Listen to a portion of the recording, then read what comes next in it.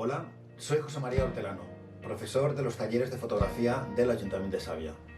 Quería hablaros de fotografía, de lo importante y el enorme poder que tienen las imágenes y cómo son capaces de transmitir tal tipo de emociones, de verdades y de mentiras, y cómo pueden mostrar todo el amor, la bondad o la esperanza. Pero he decidido que hablen ellas, las fotos, los retratos, los paisajes, las flores. Son ellas las que van a hablar de lo que piensan y sienten unas personas muy especiales para mí, mis alumnos de los talleres de fotografía. Un gran abrazo y espero que disfrutéis estas imágenes. Hasta pronto.